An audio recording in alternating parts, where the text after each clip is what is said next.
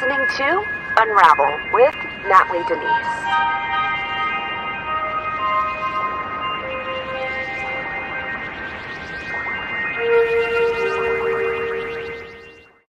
I'm back. What's going on, guys? Oh, what is this doing? Everything is just out of whack right now. I just shifted everything. What's going on, guys? I'm back after a small break. I took a little one, just a small one. And I feel refreshed, a lot better.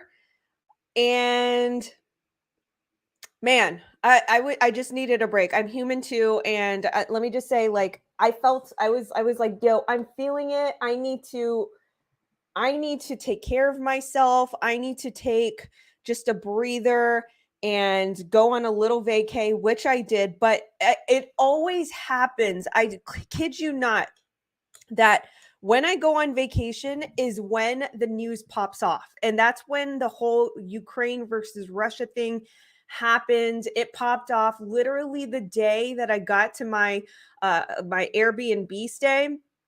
On when did I leave? Wednesday? Yeah. So I was just, and then not only that, so I went to Fredericksburg, Texas, and my plans were, okay, I'm going to go to Fredericksburg. I'm going to go see Enchanted Rock and, do all the vacation things. And then Texas and the rest of the US gets hit by like a polar vortex or whatever. So, I mean, it gets cold in Texas, in the wintertime, but yeah, we weren't expecting that. And so, needless to say, it was freezing when I got to my destination. And so I was, it was, it just, I just viewed it as, look, you're here to relax. You're here to relax. Although I wanted to, I wanted to go to the hill country to just breathe and look at the views and stuff like that and think and pray and stuff. And God kind of forced me to stay inside my hotel room, and that's kind of what I did most of the time. And I was able to like walk to I was on Main Street in Fredericksburg. And if you guys have ever been to Fredericksburg, it's like it's really cute, this cute old town in the hills of Texas. So anyway, with that being said, I tried to go to Enchanted Rock, and then I traveled out about 20 minutes from Fredericksburg to Enchanted Rock. And Enchanted Rock in Texas is like a geographical like thing, because we don't have much in Texas.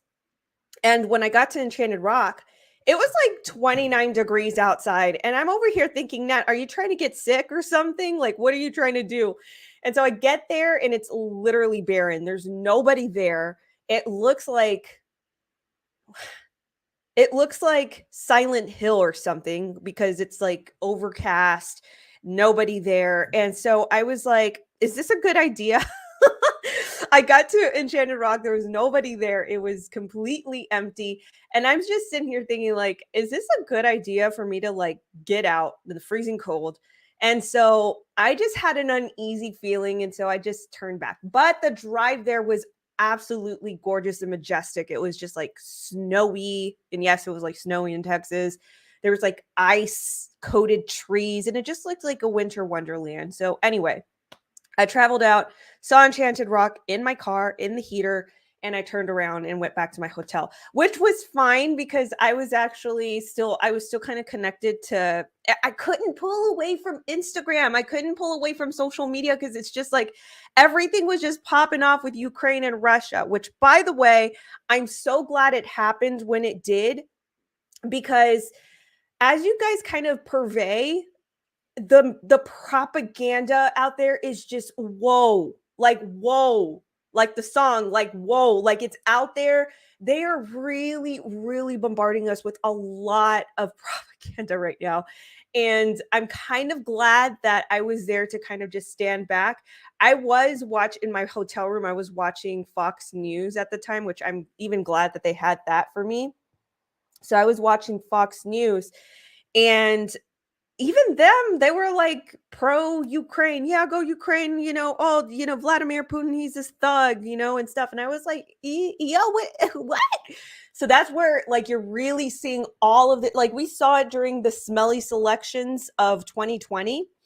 But, even in this, you just see everybody selling out.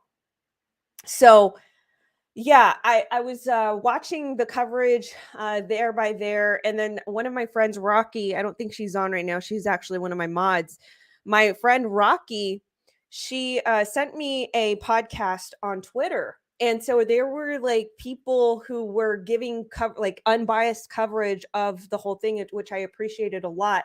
Which, by the way, if you're looking for unbiased coverage of Ukraine, Russia, whatever, I would very weirdly, maybe it was just that day, so just vet it out, but I was listening to Euronews and it was pretty straightforward. There wasn't I didn't perceive a lot of propaganda from them. There was just kind of like reiterating what was going on, which we're going to kind of talk about today, because there was a story about Snake Island. Actually, guys, if you are not informed on the essay that Vladimir Putin wrote last summer, kind of planning out the blueprint of all of this, y'all got to go to my YouTube channel, youtube.com/Natalie Denise, my main channel.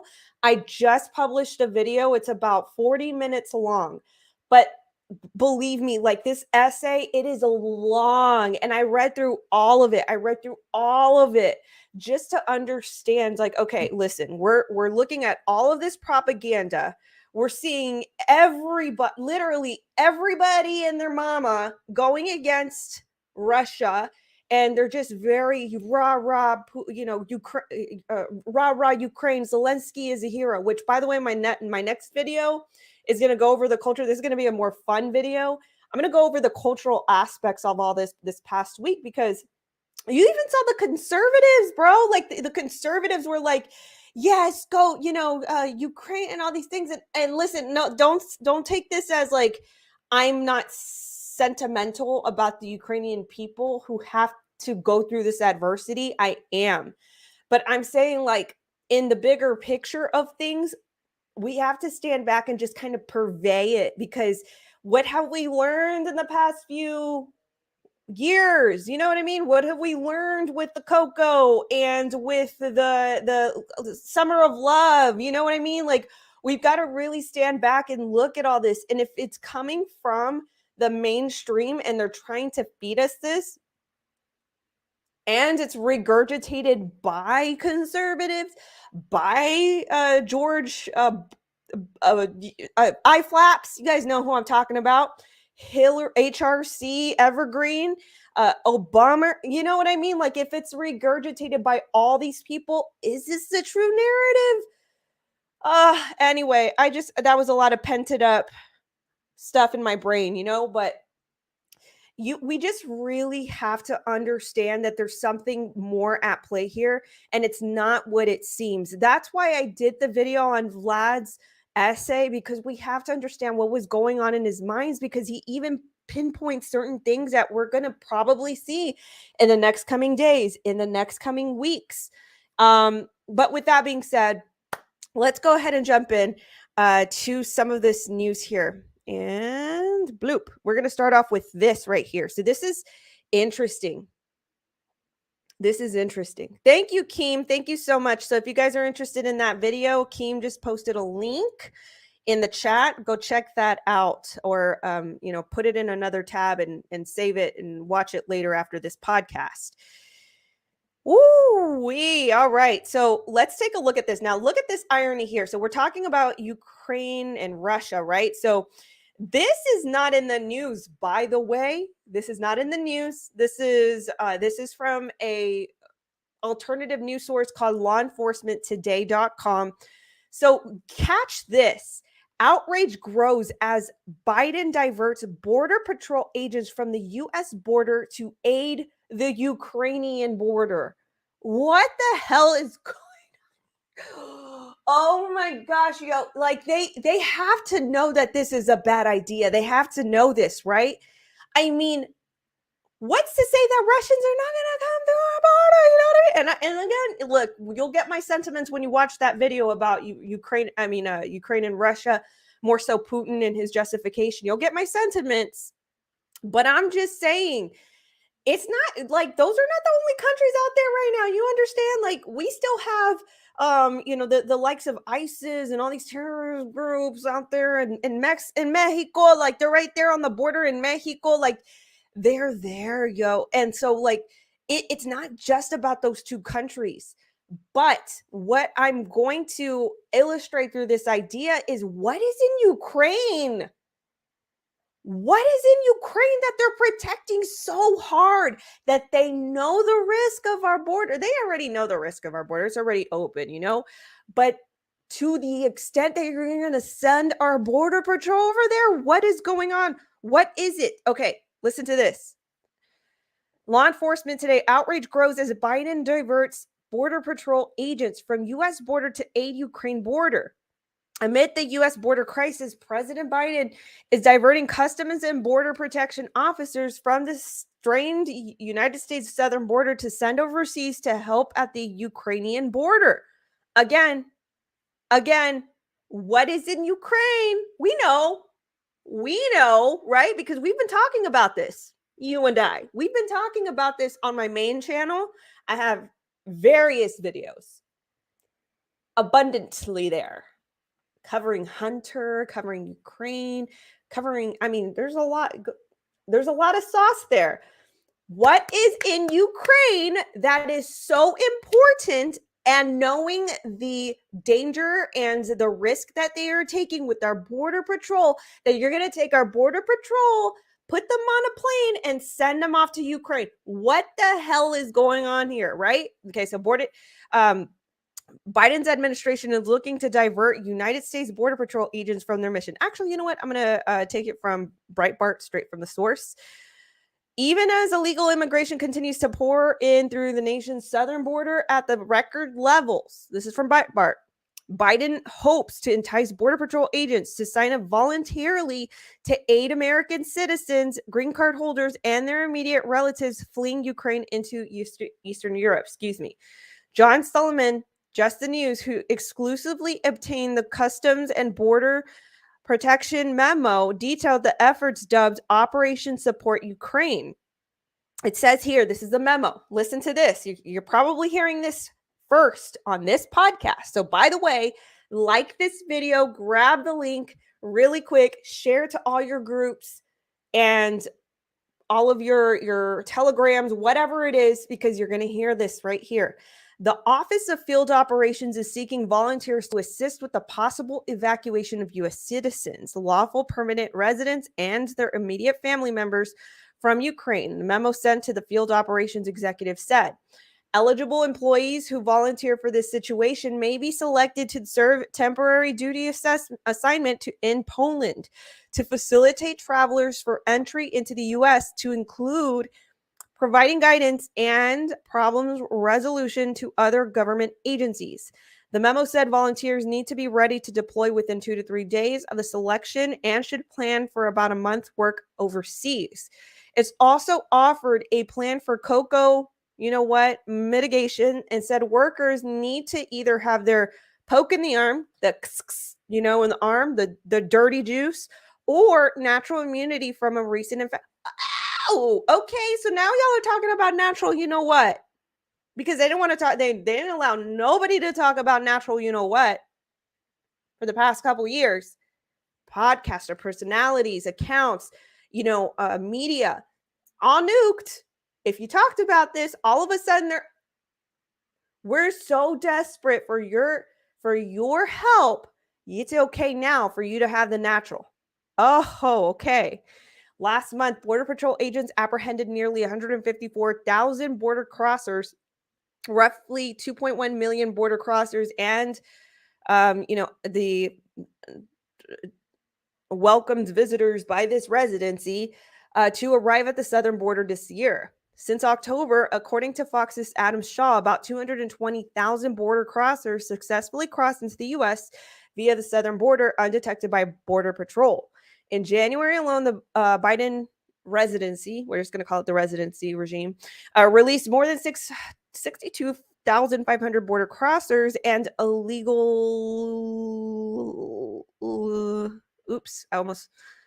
I got to be careful, okay?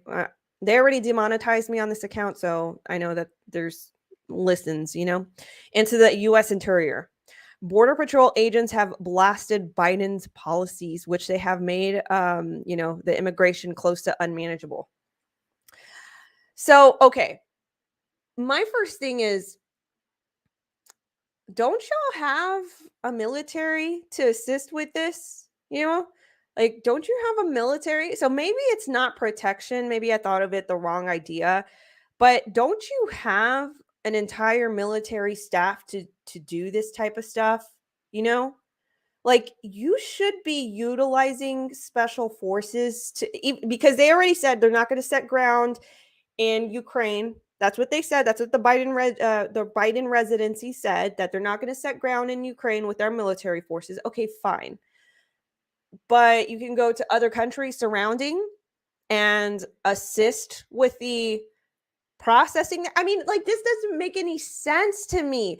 Why would you be sending our border patrol people from our borders that are already unmanageable overseas to basically process people from you? That doesn't make any sense to me. Makes no sense. Makes no sense. Makes absolutely no sense. Cheese and crackers. Dairyland Survival says the laptop is there. Oh, yeah. I mean, like, we have the laptop here, too. We have copies, forensically verified copies. I mean, just so much. I mean, it's been verified now. My goodness. Cheese and crackers, once again. I just don't understand this. I don't understand why they're sending BP. But I'm not going to dwell on that much longer. Let's move on to the next story. So you guys remember Snake Island? You guys remember a couple days ago, actually, while I was on vacation, this this story popped up that there was some recording. Okay, let me tell you guys the background just in case you don't know about Snake Island. So, I actually mentioned this in my recent video about Snake Island. Putin mentioned this in his essay last summer. You guys got to go check out that video once again, because again, he lays out a blueprint. He talks about Snake Island, about Czechoslovakia. He talks about the Transcarpathian Galicia region. And, it just looks like the things that he might be eyeing. But anyway, when I was on vacation, like I said, I got there. And as soon as I got there to my hotel, the Ukraine and Russia stuff started popping off. And I was like, how can I pull away from this? This is like WW3. So there was a recording, apparently, allegedly at that time, that there were 13 Ukrainian guards on this island called Snake Island. I think before it was called like Zirni or something like that. Anyway, now it's called Snake Island. It's like a fort. It's like a base, if you will. They said it's a very tactical place. So the Russians actually captured this island. And as they were trying to get the Ukrainian guard there to surrender, this is what went viral.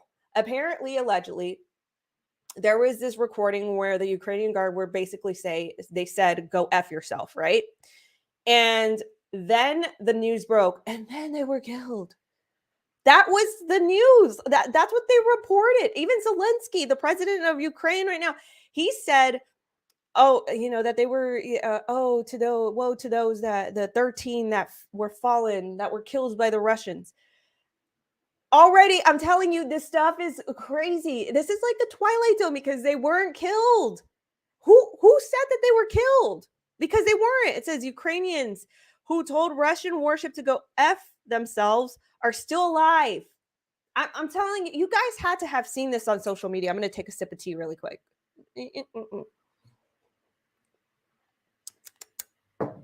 I drink tea now, not coffee. Coffee's been a little bit harsh on me. You guys had to have seen this floating around on social media, where it was like, like the 13, they were so brave. They told they told the Russians to go F themselves, and then they were killed. They were slayed. And that was propaganda. Zelensky himself lied. So they're alive. It says from the New York Post, The Ukrainian border guards who told the Russian warship to go F themselves as they defended Snake Island in the Black Sea are still alive and being held captive by the invading forces. Kiev's Navy revealed Monday. So where did that rumor start? Like, where did that rumor start from? Who first reported that they were killed and they died? You see what I mean? Like, this is exactly why, like, I started to post like the play-by-play of everything that was happening. I think the last thing that I posted was like an interception of an object over Kiev.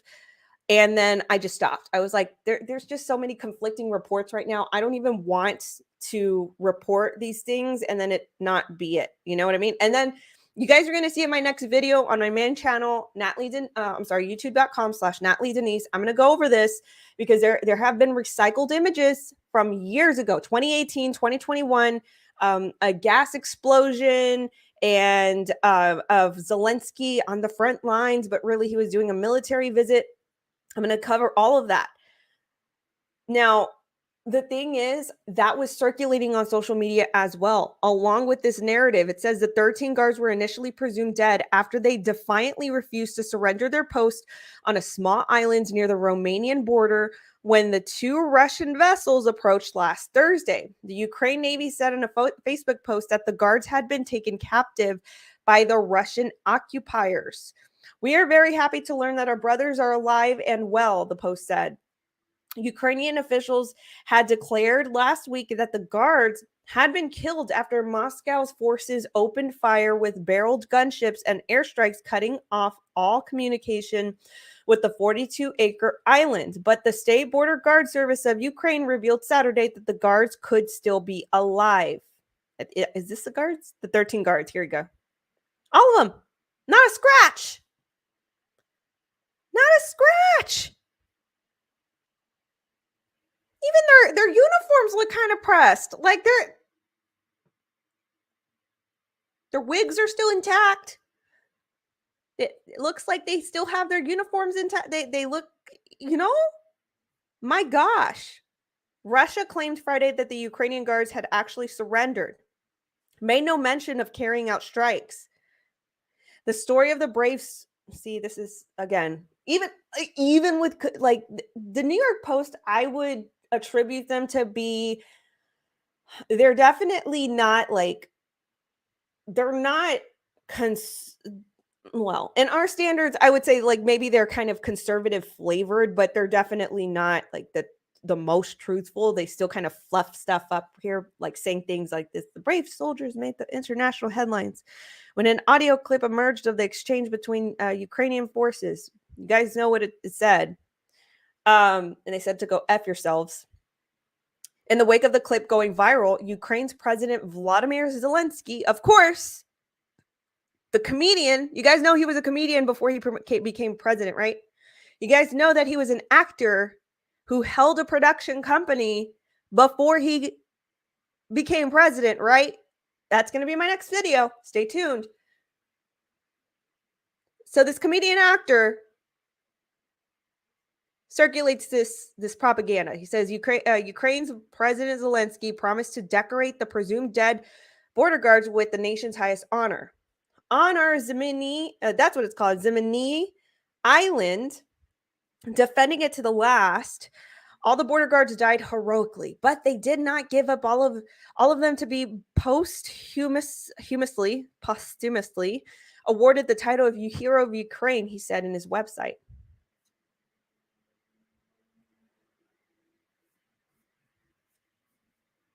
It was not immediately clear if Zelensky's promise would remain in effect if the guards returned home alive.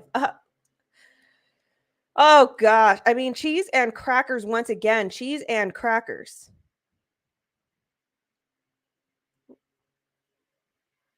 My gosh. Let me see this. What a Doll's Life says a lot of false flaggery going around in the media about Ukraine versus Russia. I know. Ugh.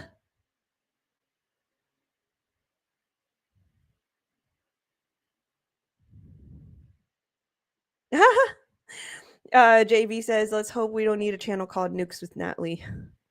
Hopefully not. I really hope not. Yes. Oh, thank you so much, Cindy. Thank you. Thank you. She's talking about my recent video I just posted. Hey, guys, by the way, it's very important for us to be very keen on history and what the truth is about what's being portrayed. So go watch that video. Go clean just even if you don't agree, with the pro-Russian, pro-Putin, pro-Ukraine, even if you're neutral, go understand some of it. Just go understand. There's some little tidbits that I feel a lot of people need to see. Okay. With that being said, let's move on to the next subject here. Okay, so this next one is pretty sad. This is involving a J6er. J6, for those of you who don't know, is the event of January 6th. A J6er. We're not going to call him the R word. I think that's pretty disrespectful of Daily Mail. Once again, I mean, these media outlets, they become so like afraid of getting canceled, I guess, that they have to go with like the mainstream narrative. But he's not an R word. It says J6 R word. No, he is a J6er. We're going to call him a J6er because we know that they are unfairly treated right now in prison. There are people who have been convicted murderers, domestic abusers, offenders that are out on bail right now because the bail reforms. But you're telling me that this is fair because they're J6ers who didn't even harm anything? Okay, let's get into this because this is not an easy story. A Pennsylvania man convicted 2 months ago for storming the Capitol during the J6 event was found dead from an apparent suicide when he was awaiting to be sentenced in April. Matthew Lawrence Perna of Sharpsville died of a broken heart. Oh, that's... Oh.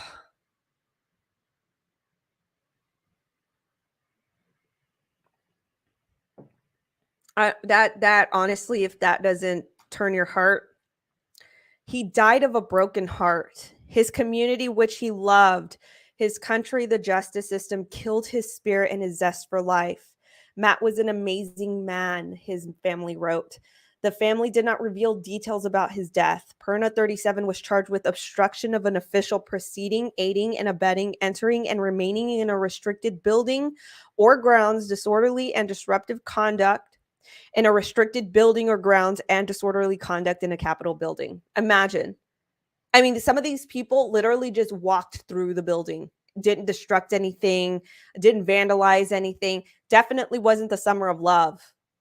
And they're being treated with some really inhumane conditions in the respective incarceration buildings. And this is just really heartbreaking to read. He was arrested on January 21st, 2021, just days after the event, the J6 event. According to the Department of Justice, he was indicted a month later and pled guilty to all charges on December 17th. He faced a maximum of 20 years in prison. 20 years?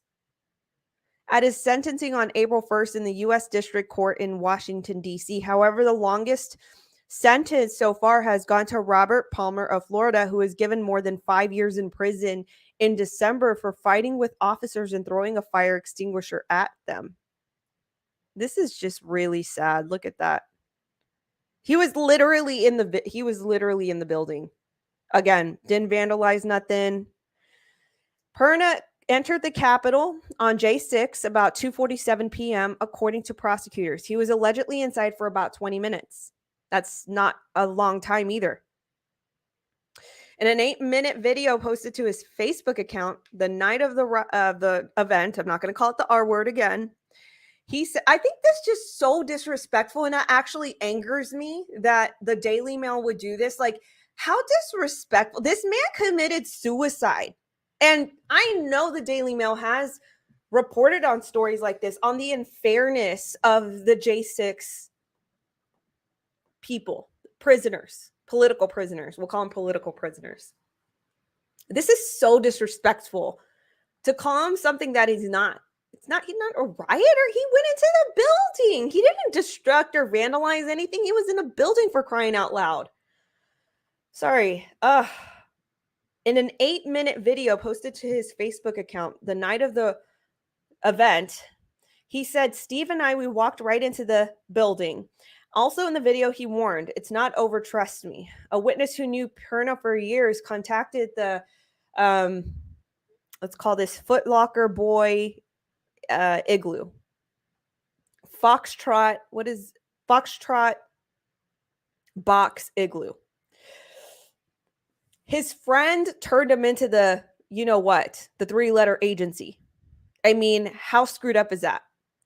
Told agents that they recognized him. Perna was depicted as 73 in an FBI bulletin.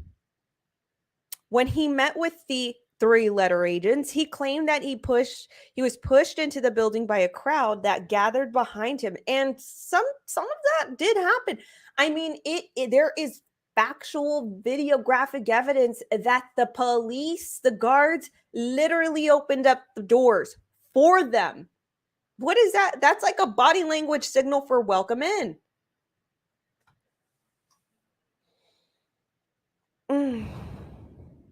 He also, so it says that it wasn't his intention to enter. He also said he was also inside for about 5 to 10 minutes. In a later interview, Perna admitted that at one point he became frustrated and using a metal pole, tapped on a window of the Capitol building. The witness who identified Perna said he regularly posted on social media about his support for DJ T and the 17 and on conspiracy theory. You guys know what I'm talking about, right? The letter in the alphabet that is completely forbidden in the media at all, that we can't even say. Otherwise, we're going to get shut down. You guys know he supported it.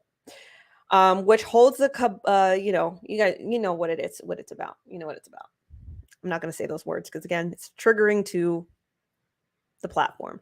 Based on video and photos of the riot, I said it. It's not the R word, the event.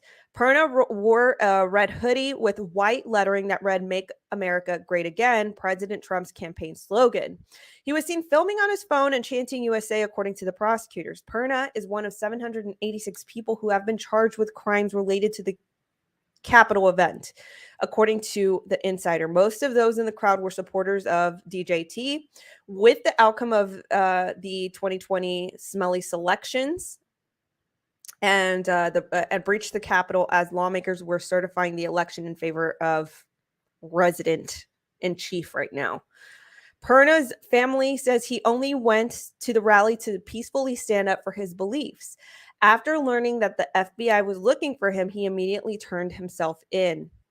I mean, that's not the consciousness of a criminal. You know what I mean? Let me take a look what you guys are saying really quick. Ken says, yes, I was very sad when I heard about this and pissed. It's very angering. Very angering. Sophia, what's up, Sophia? Thanks for modding. Thank you, Keem, for modding. She says, California crime is ridiculous due to early prison releases for a lot of cases. Crazy about that. I know. Again, if I have to talk about this every podcast, I will, because I really need to nail it in the head. Your local governments are doing this in every single city. They are reforming bails for a specific and very conjoined thing that's going on, so that way these criminals can get out a lot sooner. Why they're doing it, it's nefarious, but I think you can maybe use your imagination and understand why they're doing this. But like Sophia says, they're releasing these criminals back on the street for like $4,000, $5,000, but they're going to keep J6ers in there for 5 years, you know, when they didn't even vandalize anything.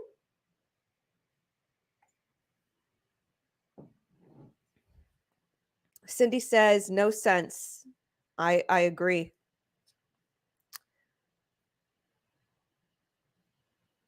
I know. Sophia says, this is the most effed up part, that people are vehemently demanding these sentences. I know. I mean, it's like, this is why it's important to know history, which is why, again, I'm doing the work to like comb through everything, make the best illustrated video for people to understand in a broken down way, understand the perspectives, because when history is lost and washed out like that, um I thought I said somebody's you understand that this is history repeating itself. People demanding these sentences, people demanding people being turned in. This was literally a time in our history where people were so washed. They were like, "Hey, this is my family or this is my friend. Take them away." You know, they deserve whatever you give them, the harshest. The only warningly says they are making an example of these people because they are scared. I agree. I think so too. And it's going to be interesting with everything going on with Ukraine, Russia conflict, and the globalists and all that. But the convoy is also on its way as well. They are moving through cities right now as we speak.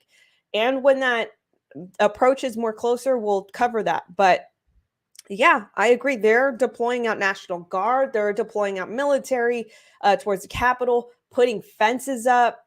They're doing it. And it's going to be interesting to see because I don't think they can play out what they played out in Canada in the US.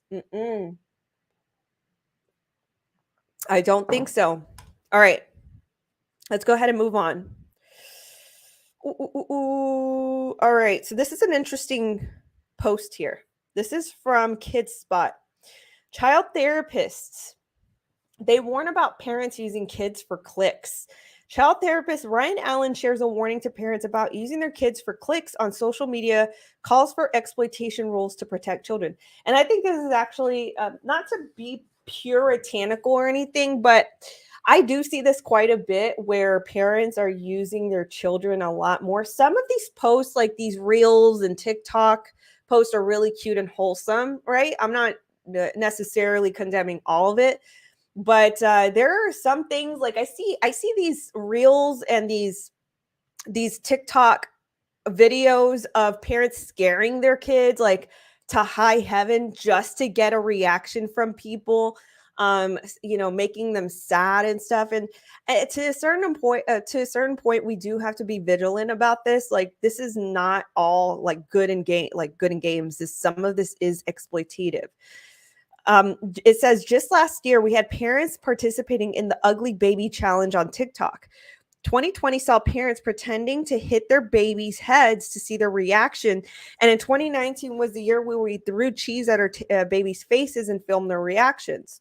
This is what I mean. I mean, like, there's certain things that are wholesome. Like, if you're, I guess, I don't know. It's a very, very weird subject to talk about because, first of all, I don't have kids, but just as a viewer on social media and as well as having a pretty sizable account, I'm always viewing content. And when I do see things like this, I'm like, yo, you're doing that to your kid just to get clicks.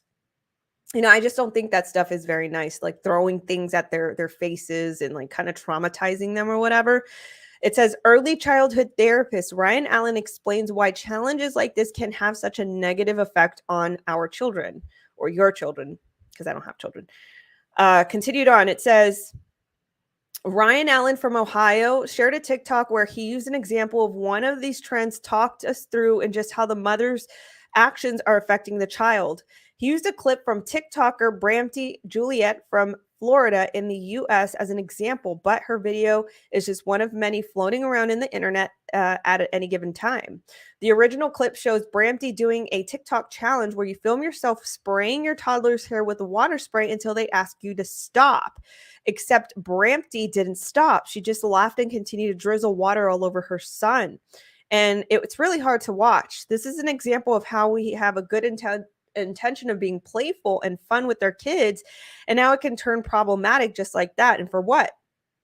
Exactly, because you're never going to meet all these viewers on your TikTok or your reels. Like, this is a very weird and scary world to bring kids up in. I couldn't imagine, like, I always say this, and I think I'm going to do like a separate little podcast segment with this of with different generations. Mostly I really want to get in touch with millennials such as I, because or older millennials or maybe even Generation Xers, because we really are the last of our breed. We are the last of our breed because we grew up in an era where we saw analog and it to transform into this like internet culture.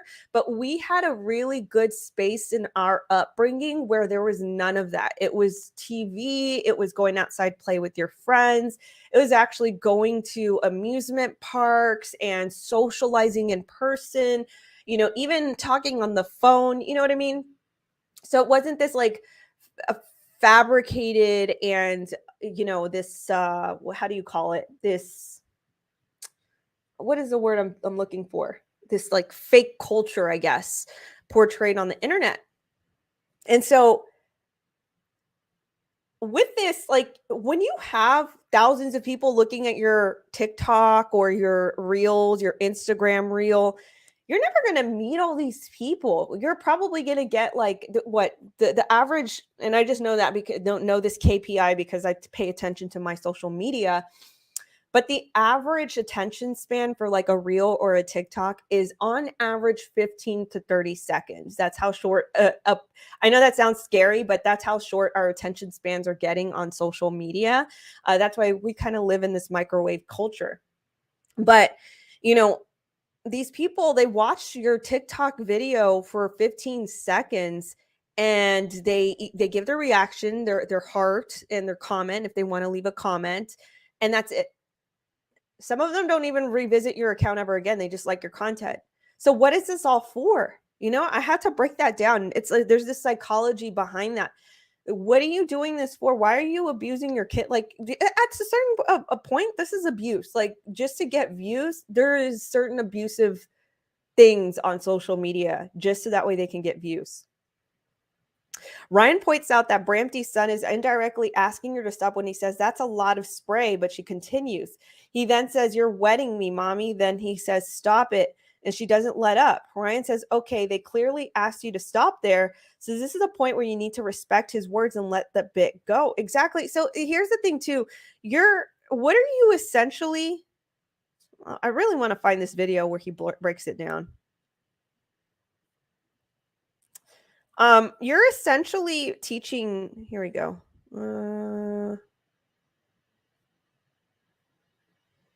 Here we go. I actually, let me see if I can pull this up because I'm actually interested in viewing this video right now. You're essentially teaching your kids no boundaries. So if you don't respect your kids' boundaries, here we go. Let's see if this is an example of how we can have a good intention of being playful and fun with our kids and how it can turn problematic just like that. And for what? Social media views and likes. What did he say? What happened? He indirectly asked you to stop. We should be noting here that he doesn't like it. He wanted me, mommy. Okay, here we can note the distress in their voice and we should consider that maybe we went too far and should pull back. Benefit of the doubt, maybe it wasn't direct enough and you missed it. Stop it. Sorry. Okay, they clearly asked you to stop there. So this is the point where we need to respect their words and let the bit go. Give my mommy. Okay, he is clearly upset. You're laughing at him and you're teaching him that his voice doesn't matter. Mm-hmm. Sorry, Baba. Sorry. 5 times he's now asked you to stop and you continue doing it and laughing and giving meaningless apologies. And now we see helplessness.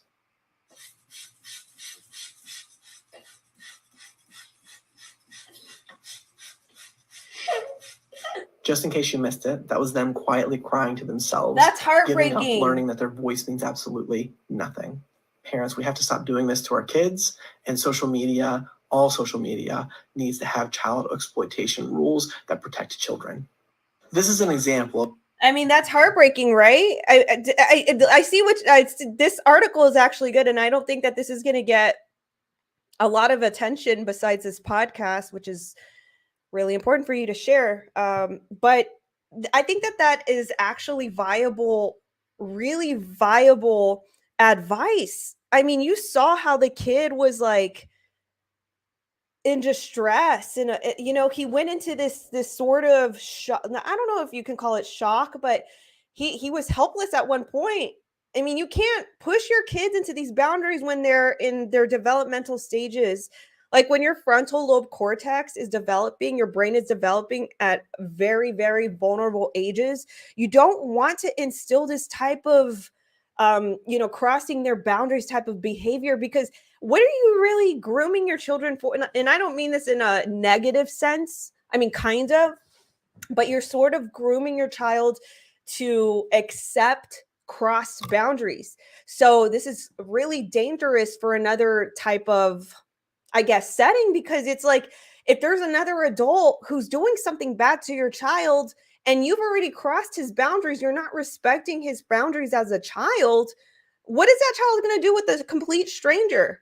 Like this stuff is honestly sick. So I mean, and this I will dig my heels in the ground for, because honestly, that shouldn't happen where you're doing this for likes, because that's all it is. All these strangers, thousands of strangers, just going to your social media just for the like, just for the comment, just for the clout, all for the fact that you're abusing your child in the process. Isn't that crazy? Yeah. Oh, thank you, Keem. Sophia says kids shouldn't be raised to be on camera. Yeah, I agree to that. I to a certain extent I agree to that. I mean, especially in this world where you just don't know who's viewing them. It's like the internet is like an open catalog for sickos now. So the only Warnley says they are raising bullies. Yeah, yep. They're raising bullies because they're not going to, if you don't respect the boundaries of your child's not going to respect the boundaries of another human being. Oh, she's I'm going to have to rewatch this segment when I do have a child in the future, because I just like want to kind of be scared into that. You know what I mean? Rana, what's up, Rana? She says, she was being really stupid. Nothing funny about that at all. It's sad. I know. And that's the dopamine effect of social media. All right, let's go ahead and pivot on to the daily traffic. So here we go. This is, where's my brand? I've been on for like 3 days and I don't even know how this functions anymore. Welcome to the daily traffic, where I bring you guys the latest in human and sex trafficking news. Okay, so this first story is coming from myheraldsreview.com. A man is charged with sexual exploitation of a minor gets 5-year sentence. Former Phoenix resident Jesus Moreno Cruz has been convicted of 3 counts of sexual exploitation of a minor and was sentenced to 5 years in Arizona Department of Corrections. Division 1 Superior Court Judge Laura Cardinal ruled that Moreno Cruz was guilty for a Class 3 felony during his sentencing. February 22nd, Cardinal said that Moreno Cruz could serve a minimum of 5 years at the Department of Corrections and be fined only $500. Only $500, folks. That's all you're getting. Here's your deterrent for not doing it again, $500. She said Moreno Cruz will have to serve at least 85% of his sentence before he can be released. She said that he has 178 days of incarceration credit. Moreno Cruz appeared in person in court after having his sentencing delayed for 30 days. He was charged with 3 counts of sexual exploitation of a minor. He was initially pulled over by a Department of Public Safety officer for speeding. The stop involved the U.S. Border Patrol, which coordinated with the Homeland Security investigation. So is this guy a border crosser or something like that? Is this guy a border crosser or something like that? The case was forwarded to the Sierra Vista Police Department. Detective Thomas Ransford, who is the HSI task force officer. Moreno Cruz was arrested by SVPD after a search warrant had been obtained and evidence in his possession of 3 illicit child images on his electronic device was found, each a Class 2 felony. His bond was initially set at 100. Oh, get this.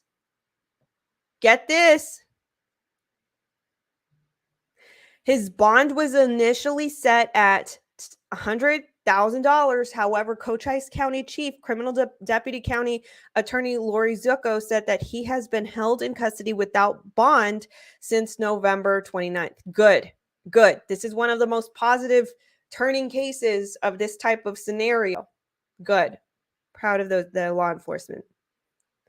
But the big question to me is, was this guy, like, was he even, like, was he even a citizen of the United States? Was he just here? Did he just get, you know what I mean? We always see these type of stories, but they don't mention it. All right, moving on. This is coming from WRGA News. 2 men accused of traveling to Floyd County for sexual relations with a minor. Floyd County Jail records: a man was arrested in Floyd County Saturday after police say he traveled from his home in South Carolina to meet someone he thought was a child for the relations. According to the jail records, 39-year-old Joey Donnell Rogers made contact online with someone he believed was under the age of 16 years old. Engaged in conversation about sex acts before asking the person to meet up. Rogers is charged with criminal attempt to commit child molestation, electronic enticement of a child, obscene internet contact with the child, and sexual exploitation of children. Meanwhile, a man from East Dublin, Georgia, was booked in Floyd County Jail Saturday on charges of criminal attempt to commit child molestation, electronic enticement of a child, obscene internet contact with a child, and sexual exploitation of children. According to jail records, 49-year-old Mark Adams made contact with someone he believed was a minor online, asked for nude pictures, and engaged in graphic discussion. He then traveled to Floyd County to meet the person. Adams was also charged with possession of marijuana and driving in a suspended license. So, South Carolina. All right, moving on to the next piece. Coming from Leo Minister Champion.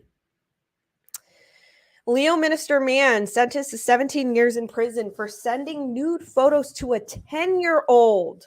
A Leo Minister man has been sentenced to 17 years in federal prison after being convicted of sending nearly 24 nude photographs to a 10-year-old child.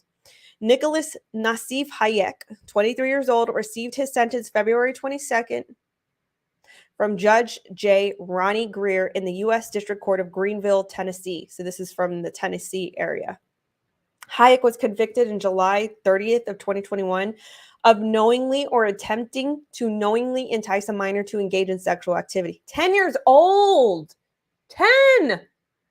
Knowing or attempting to knowingly persuade a minor to engage in sexually explicit conduct for the purpose of producing any visual depiction of such conduct, knowingly transferring obscene matter to another individual who had not attained the age of 16 years, knowing receiving the child pornography, and knowing possessing child pornography involving child less than 12 years of age. In addition to his prison sentence, Hayek was ordered to be on supervised release for 15 years and register as an offender and comply with special offender conditions. According to the press release from the U.S. Attorney's Office from the Eastern District of Tennessee, Hayek was accused of asking the 10-year-old he befriended and chatted with on social media for nude photographs. Police found 22 photos and a video of Hayek exposing himself to the child, the press release stated.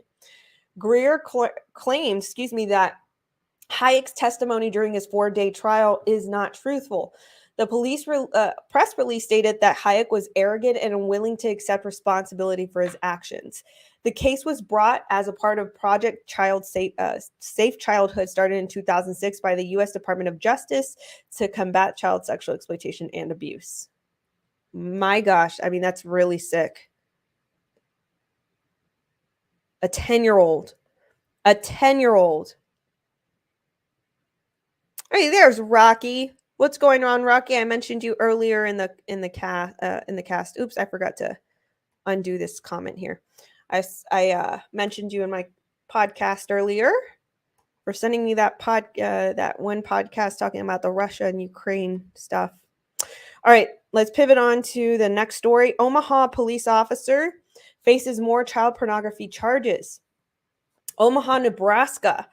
An Omaha police officer, which, by the way, I'm just going to take a moment out to say that all this, the exploitation, the people, the offenders, the perpetrators that do this, all walks of life. Don't matter if they're rich or poor, if they're in noble positions or not. This happens everywhere. Doesn't matter what political spectrum they're on either. Doesn't matter. Happens in every walk of life. So we're talking about a police officer here. An Omaha police officer is facing 2 more federal child pornography charges, and the department has moved to fire him. Why didn't they fire him before? Officer Christopher Groth was originally charged with transporting child pornography. Now he's also charged with producing and possessing child pornography. Court documents say that Groth coerced a minor to engage in sexually explicit conduct between September and December of 2020 for the purpose of producing a visual depiction. The grand jury indictment said that he later knowingly possessed and transported child pornography, but an affidavit describing the details of the charges against Groth remains sealed. An Omaha police spokesman said that the department official started the process of firing the 15-year veteran shortly after his arrest earlier this month. He made his initial appearance in federal court on February 16th and waived his right to a preliminary hearing.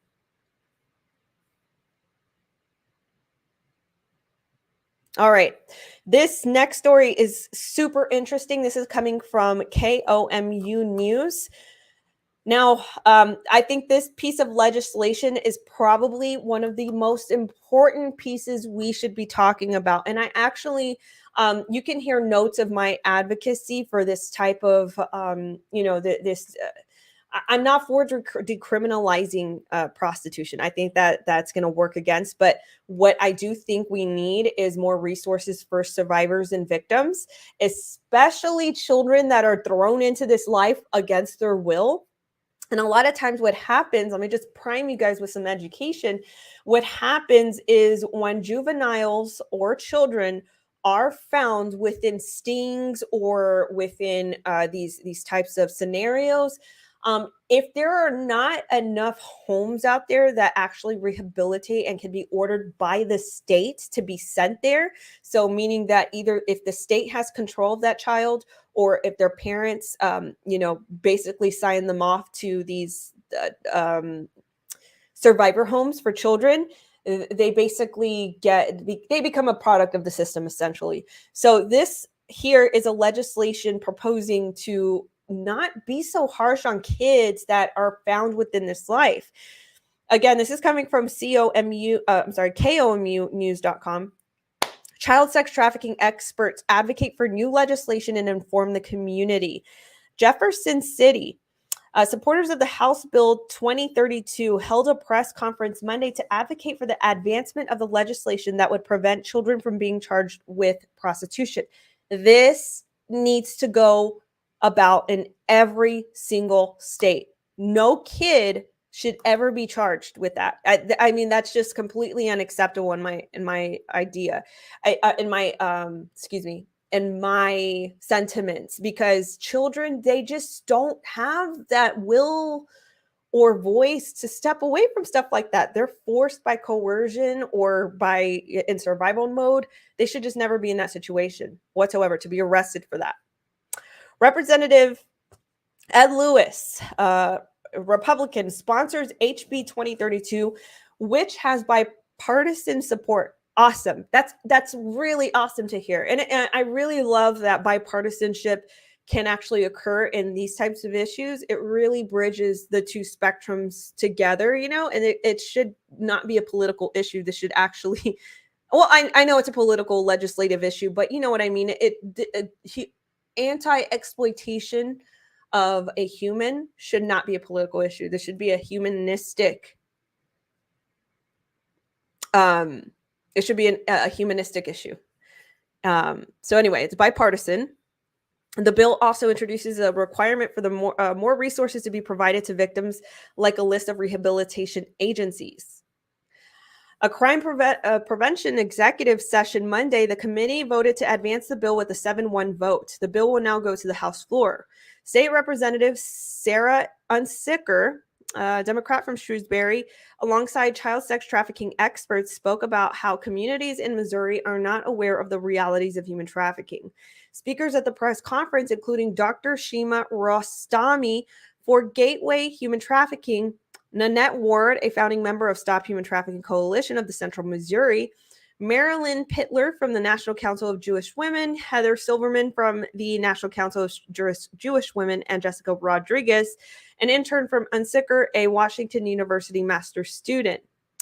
Dr. Rostami spoke about the lack of awareness in the community and the state is a reason why there are only a couple hundred human trafficking cases each year compared to the thousands of drug trafficking cases. The community is not aware of a reality of human trafficking. This is what she says. A community who doesn't know what is a problem, they are not going to identify the issue. To provide resources for survivors and victims, Rostami said. She explained that having more reported cases of human trafficking in the state of Missouri is a good thing because that means more victims can be reached. The reality is that we have thousands of victims right now. They need survivors of human trafficking. So when the numbers increase, that means that the system is doing good work, Rostami said. She also explained that the cocoa plant apocalypse has created vulnerability for families and children. She said that there have been cases where parents had to sell their kids online to make ends meet. This is stuff you hear about from a third world country. This is happening in the USA. For them, it has been survivor strategy. Unfortunately, parents in some cases, they had to do it, trafficking, in order to provide necessary items in their life, Rostami said. It wasn't because they were enjoying selling their children. It was because they were trying to provide necessary items to survive. I don't care how desperate one human gets. You never do that. That's never okay. It's never like I'm all for what they're doing, but you should never explain it that way. That's just my opinion. You should never get down to the nitty gritty where you're selling your children off. Rostami said in 2020, there were roughly 28,000 children unenrolled in schools, and many of those children never came back to school. Wow, that's a harrowing statistic. I'm going to have to go back and look at this. This has played a factor into the increased child sex trafficking and the issues across the state, she said. Wow. That's, yeah, I mean, I'm all for what they're doing, especially the bipartisanship, but yeah, the thing that concerns me is the list of agencies, rehabilitation agencies. There's not enough out there. So what are they going to do to make more? You know what I mean? So with that being said, all right, cool beans. Thank you guys for hanging out. Thank you for being here. Thank you for supporting me. By the way, there is a tip jar at nataliedenise.com/donate. I really appreciate your contributions. This is actually going to help me buy groceries and other necessities. So thank you so much.